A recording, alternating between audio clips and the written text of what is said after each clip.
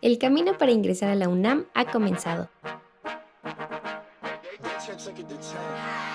Estudia con nosotros y cumple todos tus sueños. Saca tu cuaderno y toma notas. Vamos a estudiar juntos. Pero bueno, vamos a comenzar entonces con el periodo entre guerras. Siguiente, por favor.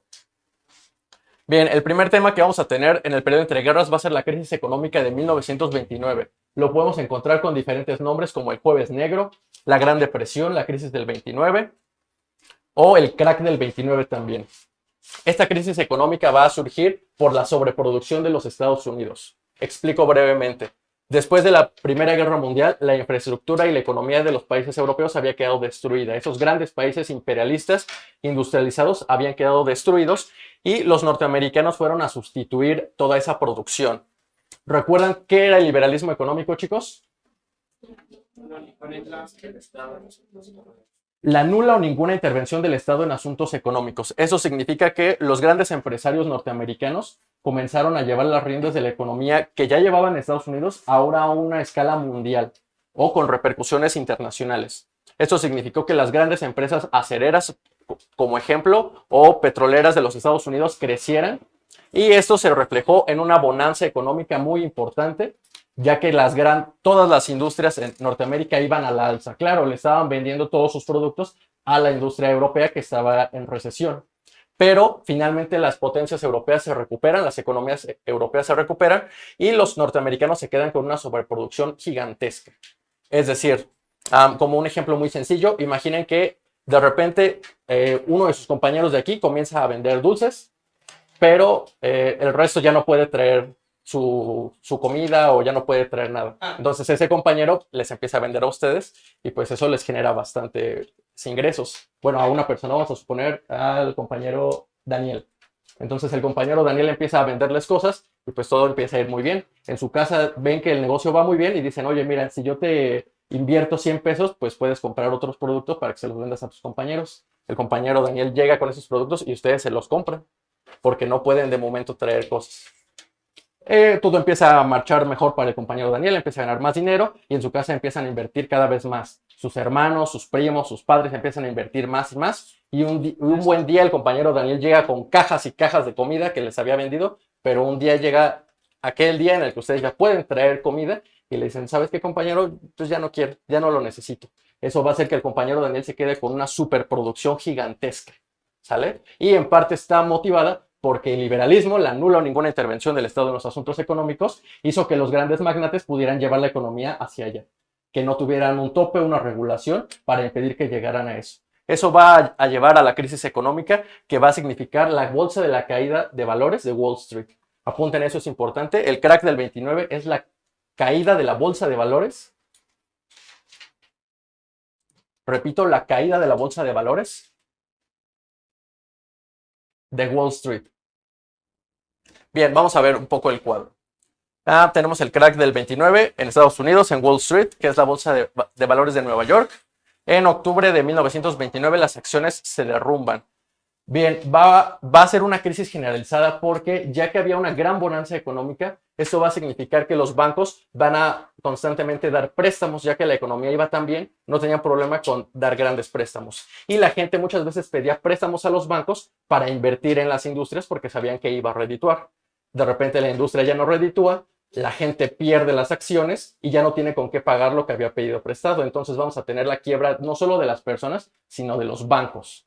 Y ya que los Estados Unidos por este entonces era la gran potencia internacional, eso va a significar que el mundo entero, de cierta manera, va a llevar a la crisis o que se va a ver afectado por esta crisis económica. Bien, eso va a tener como consecuencias la pobreza.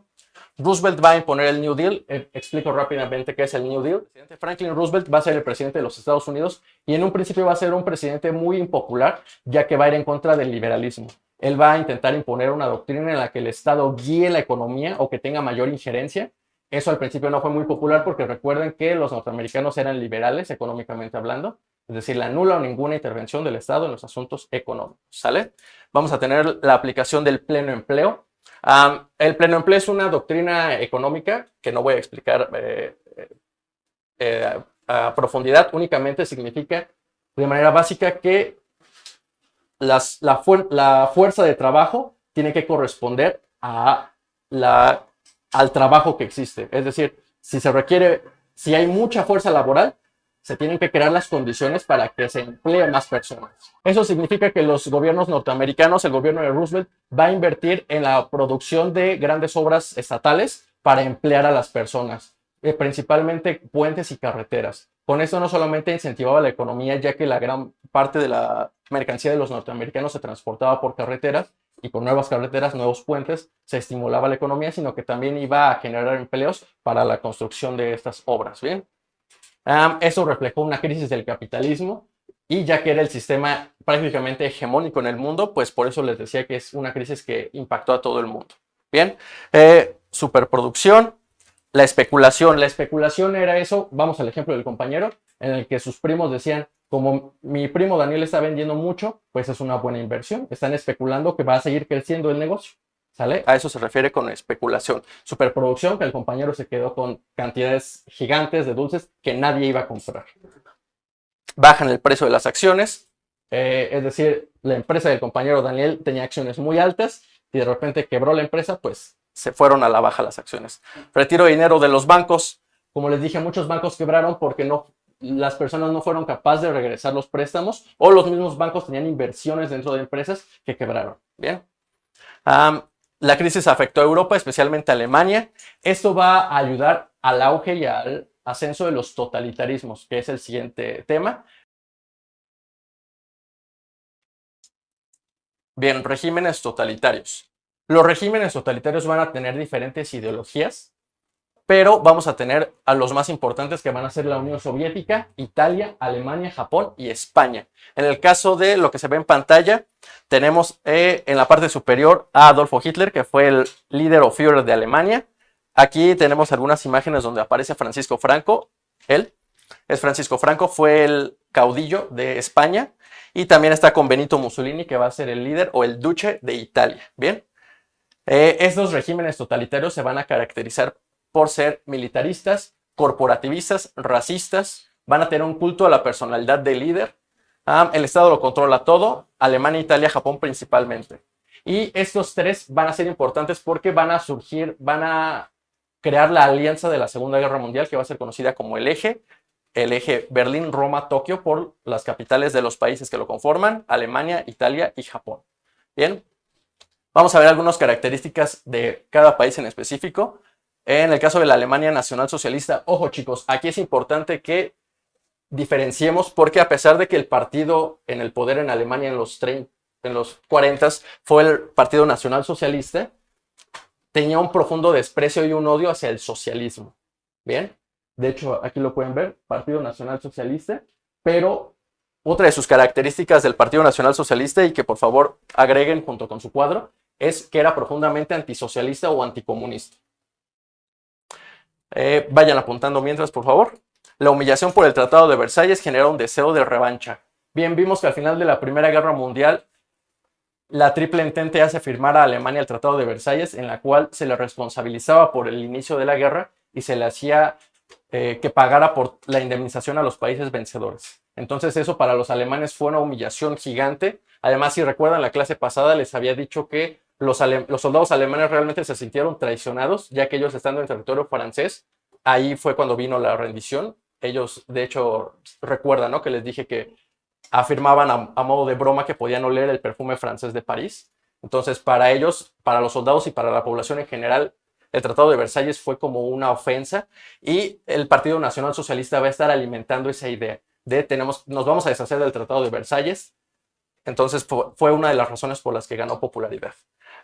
Otra razón por la que ganó popularidad fue por esparcir el discurso de superioridad racial, el discurso de que la raza aria era superior y que estaba por encima de otras. Y bueno, Adolfo Hitler fue el que ocupó la jefatura del partido nazi.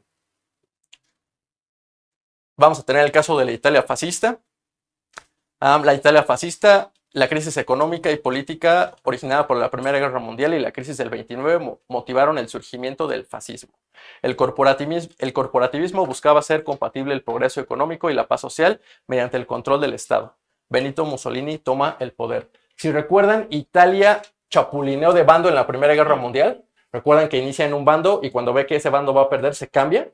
Bien, a pesar de que termina la guerra con el bando ganador, pues el bando ganador dice, nah, tú llegaste aquí por conveniencia, entonces no le dan los beneficios que tuvieron el resto de países vencedores. Entonces eso, junto con la crisis económica general del mundo, va a hacer que en Italia y en general en esos países, la figura de un líder carismático, de un líder que tiene soluciones mágicas a todos los problemas, surge. En el caso de Italia, como dice allí o como está en el cuadro, Mussolini va a ser ese líder, o va a recibir el nombre, el título de Duce. Ahí está, Duce.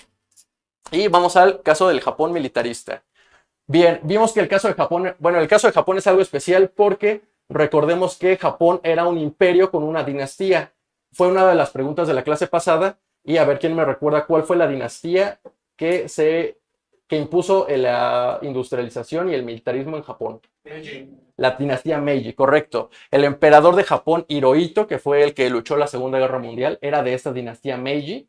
Y él, en su caso es especial porque él no sube al poder mediante la crisis económica, sino que él pues ya venía de una dinastía previa. Aún así va a compartir muchas de las partes del fascismo, como el militarismo, un estado totalitario que controla todos los aspectos de la población, y el racismo. La sociedad japonesa durante la Segunda Guerra Mundial era extraordinariamente racista.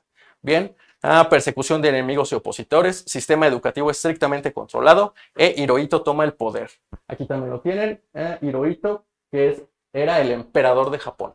Y bueno, vamos a explicar rápidamente el último país totalitarista, que en realidad fue el primero que surgió de aquí, que es el caso de la Unión Soviética. El caso de la Unión Soviética es algo diferente a estos cuatro que son fascistas, porque a pesar de que es un país totalitario, es un país de corte o de ideología socialista o comunista. Bien, aún así va a compartir muchas características de los totalitarismos, el régimen de un solo partido, el culto al líder, que en este caso va a ser Joseph Stalin, cuyo cargo es secretario general, que les dije militarista, nacionalista extremo, que ejercía un control férreo sobre su población, es decir, cuando hablamos de los regímenes totalitarios, hablamos de regímenes por los que pensar diferente a como piensa el régimen te puede llevar a la cárcel. Poseer un libro que hablaba en contra del régimen era motivo de prisión. Es decir, si en el caso de Alemania, que odiaban el comunismo, te cachaban con un libro de Marx o de Engels, probablemente ibas a ser remitido por el ejército o por la policía. En el caso de la Unión Soviética, al revés, ¿no? Incluso poseer libros de filosofía alemana previa a la Segunda Guerra Mundial podía ser causa de arresto. ¿Sale? Bien, duda chicos con las características de los regímenes totalitarios. Recuerden, la mayoría de los regímenes totalitarios, especialmente el caso de Alemania y de Italia, gran parte del por qué ascienden es porque la gente está buscando una solución rápida a la deficiencia de la economía actual, de la economía del momento por la crisis del 29 y por una débil situación política que vivían estos dos países que habían quedado muy golpeados por la Primera Guerra Mundial. ¿Dudas con las características de los países totalitarios, chicos? ¿Queda claro todos los conceptos del pizarrón? Recuerden, totalitarismos, todos tienen en común la figura de culto a un líder carismático, ahí tienen el nombre cada uno, de un solo partido, tenían suprimidas las libertades políticas e individuales de las personas, es decir, no existía la libertad de expresión, la libertad de imprenta, la libertad de reunión, y pues cada uno tiene sus ideologías.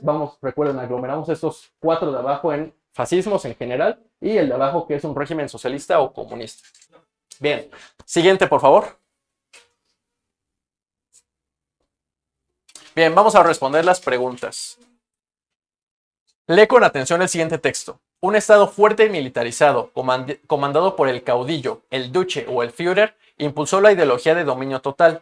Este sistema de ideas exigió la sumisión de los ciudadanos a un proyecto de futuro que reclamó el sacrificio personal y la destrucción de todo aquello que estorbara a este proyecto, incluidos los mismos seres humanos. El párrafo anterior hace referencia al régimen denominado, entonces la respuesta aquí es totalitario.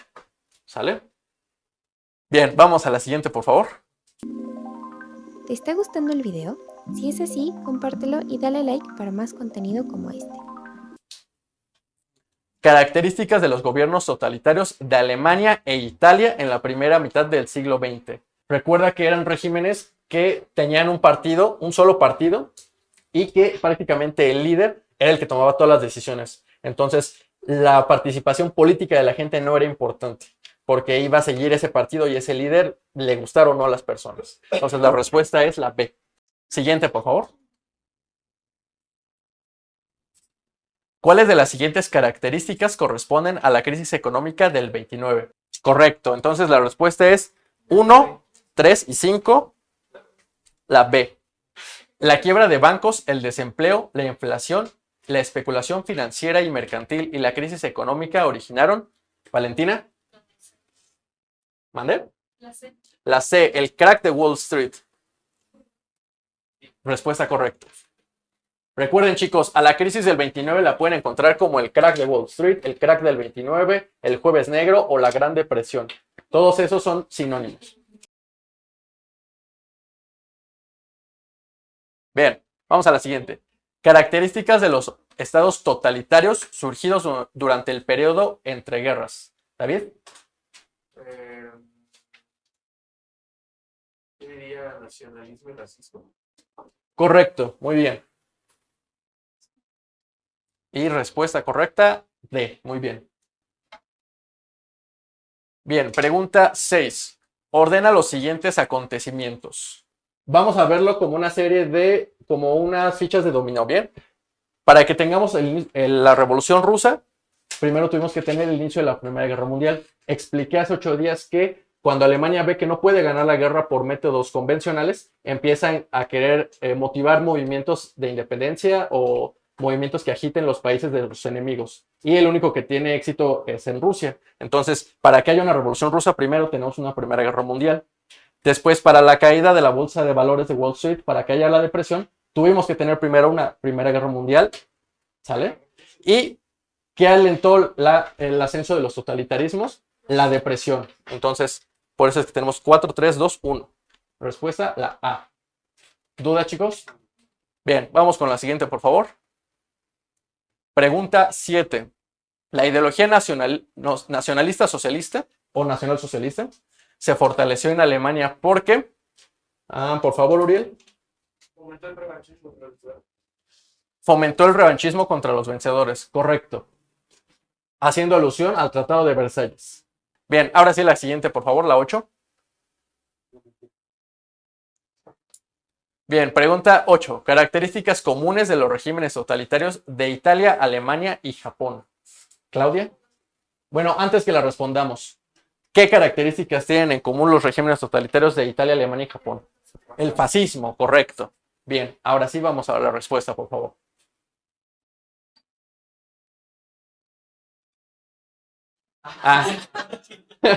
Bien.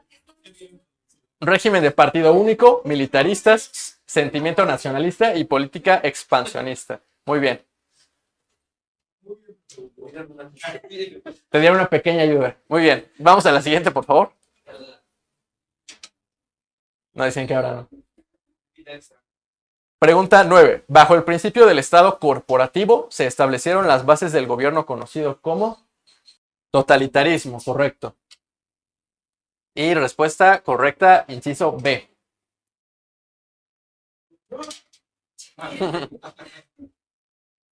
Muy bien. Vamos a la siguiente, por favor. Bien, los regímenes, espacio, son consecuencia de la crisis del 29. Por favor, Andrea. Fascistas, correcto.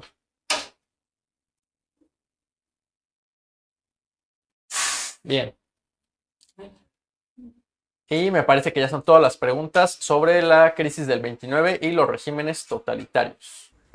Espera, ha terminado la clase, pero no el camino hacia la UNAM. Acompáñanos en el camino del aspirante. Nos vemos todos los martes a las 7:30 de la tarde.